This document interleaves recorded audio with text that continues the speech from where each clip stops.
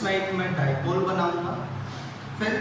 उसका axial position पे कोई एक पॉइंट ऐड करेंगे और उस पॉइंट पर इलेक्ट्रिक फील्ड कैलकुलेट करेंगे, ठीक है ना। तो पहले मैं क्या करूँगा, एक डाइपोल बनाता हूँ। जरा देखें यहाँ पर, तो ये मान लेता हूँ कि ये कोई पॉइंट ए है और यहाँ से एक स्मॉल डिस्टेंस 2a डिस्टेंस दूर कोई पॉइंट बी है। पॉइंट ए पर माइनस का क्यू चार्ज रखा है, पॉइंट बी पर प्लस का क्यू चार्ज रखा है, और ये जो है इसका सेंटर मान लेता हूँ O। तो डाइपोल यही होता था कि दो इक्वल और अपोजिट चार्जेस होते थे और एक दूसरे से एक स्मॉल सेपरेशन पर सेट होते थे, है ना। इक्वल और अपोजिट चार्ज पॉजिटिव नेगेटिव हो गए और इसका मिड पॉइंट जो को O मान लिया मैंने। इसी को लाइन को अगर मैं आगे बढ़ाता हूँ, ठीक है ना, कुछ इस टाइप से मैं बढ़ा रहा हूँ, तो ये जो पोजीशन है ये एक्सियल पोजीशन है इसकी, ठीक।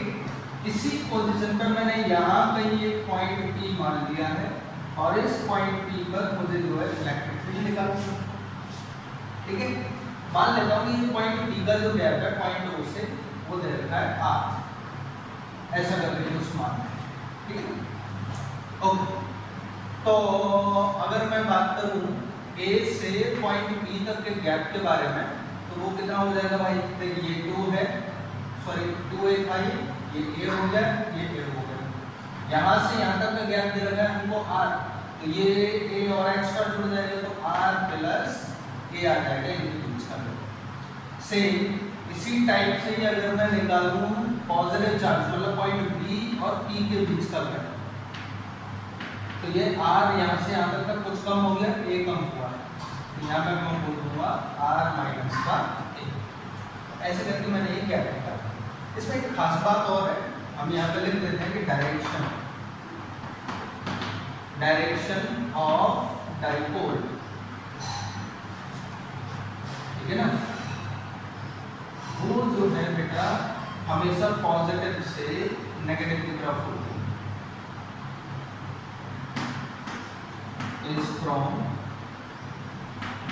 पॉजिटिव टू नेगेटिव, पॉजिटिव से नेगेटिव की तरफ होती है, ठीक है। तो मतलब ये डाइपोल मोमेंट हो गया और इसकी डायरेक्शन होगी ये भी मुझे पता चल गया। अब अगर मैं यहाँ से नेगेटिव माइनस का क्यू चार्ज की वजह से पॉइंट P पे इलेक्ट्रिक फील्ड निकालूं, तो मैं बोलूँगा electric field due to minus का क्यू चार्ज एट P।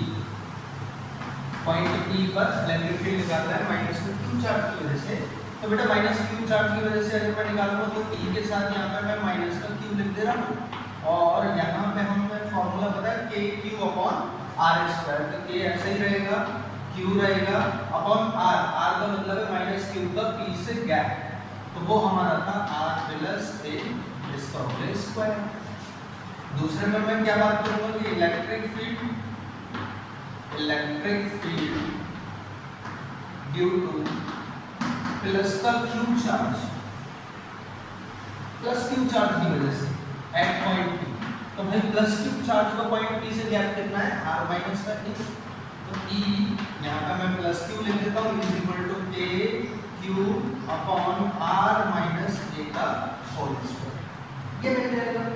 जरा ध्यान दो, अगर बेटा मैं पॉजिटिव चार्ज की वजह से निकालता हूँ यहाँ पर, तो यहाँ टेस्ट चार्ज लिखा हुआ होगा, उसका नेचर होता है पॉजिटिव, ये भी पॉजिटिव, दोनों एक दूसरे को रिपेल करेंगे तो वो इलेक्ट्रिक फील्ड इधर की तरफ काम करेगा, मतलब ये हो जाएगा electric field due to plus का क्यू चार्ज, ठीक है ना। और इस नेगेटिव और पॉजिटिव के बीच में अट्रैक्शन लगेगा तो ये इस साइड में काम करेगा, इसे बोलूंगा मैं electric field due to negative charge. यहाँ पे एक चीज और ध्यान देखिए, मैंने इस एरो को बड़ा बनाया है, इस एरो को छोटा बनाया है, इसका रीजन ये है कि प्लस क्यू चार्ज का पॉइंट P से गैप कम है as compare to minus Q charge, तो ज्यादा फोर्स लगाएगा इधर, ज्यादा इलेक्ट्रिक फील्ड जो है उधर दिखा देंगे, तो स्ट्रेंथ जो है ज्यादा होगी, ठीक है ना, और इसके लिए इलेक्ट्रिक फील्ड की जो स्ट्रेंथ है वो थोड़ी सी कम होगी, ठीक। इतनी चीजें जो है मुझे यहाँ से पता चल रहा है, ठीक है ना। आगे बढ़ जाते हैं बेटा, मुझे तो नेट इलेक्ट्रिक फील्ड निकालना है, तो net electric field at P, point P पर। अच्छा, इसमें मैं ना एक बात और ऐड कर देता हूँ पहले,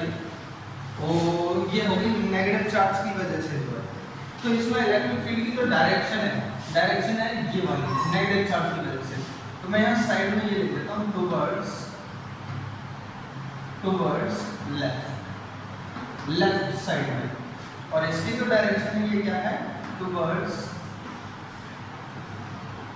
राइट। ठीक है ना, ये इनकी डायरेक्शन के साथ बताते हो तो ज्यादा ठीक रहता है। जब बेटा नेट निकालूंगा इलेक्ट्रिक फील्ड ई नेट, तो मैं क्या करूँगा, दोनों इलेक्ट्रिक फील्ड को नेगेटिव चार्ज की वजह से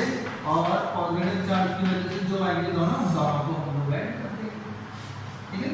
बट इनमें दोनों में देख रहे हैं डायरेक्शन अपोजिट और वेक्टर क्वांटिटी, तो डायरेक्शन बदलते ही जो है इनके साइन बदल जाते हैं, इसलिए मैं यहाँ पे जो है एक जो नेगेटिव चार्ज की वजह से ये माइनस वाली हो जाएगी और ये प्लस में हो जाएगी। ठीक है ना, तो प्लस क्यू चार्ज की वजह से जो है वो ये आ गई, माइनस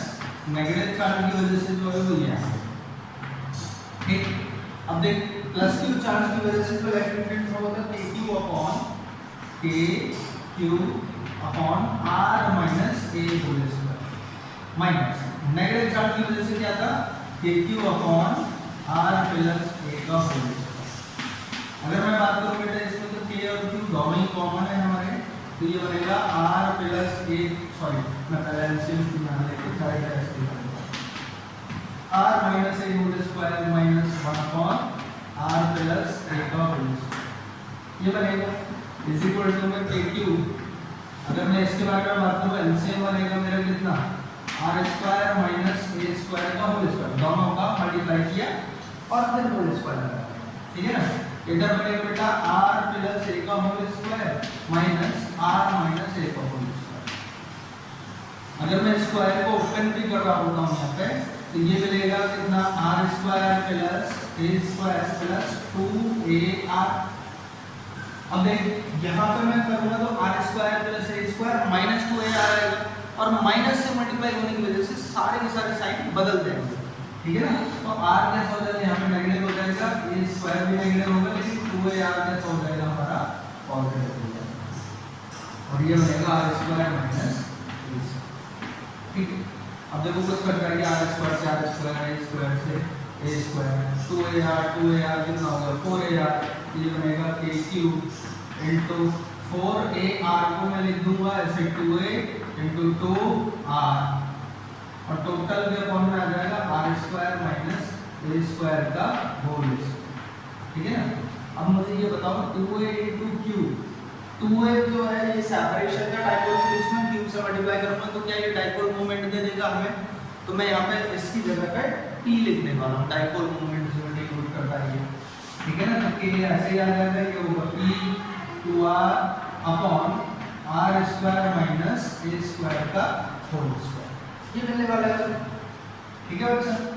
अब देखिए यहाँ पे मुझे क्या है कि A की जो वैल्यू है वो R से बहुत छोटी है। ठीक है ना,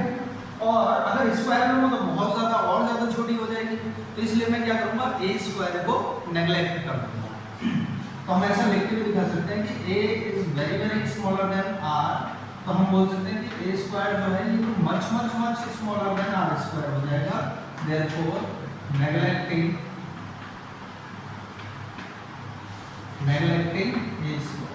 A स्क्वायर को बेटा जैसे नेग्लेक्ट करोगे तो ये मिलेगा मुझे formula K P 2R total के अपॉन में आ जाएगा R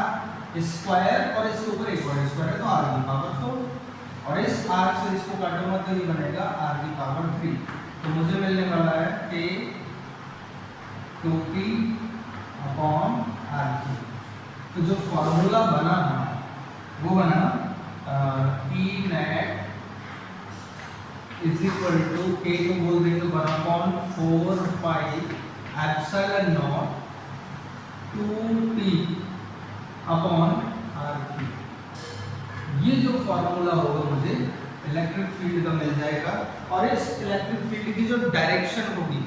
तो देखो यहाँ पे जो है कम फोर्स लग रहा है इस डायरेक्शन में और इस डायरेक्शन में ज्यादा लग रहा है, तो कौन ज्यादा इफेक्टिव होगा, ये वाला ज्यादा इफेक्टिव होगा, राइट साइड वाला। तो हम अगर इसकी इलेक्ट्रिक फील्ड की डायरेक्शन भी बताएंगे तो वो कौन सी हो जाएगी, टुवर्ड्स राइट।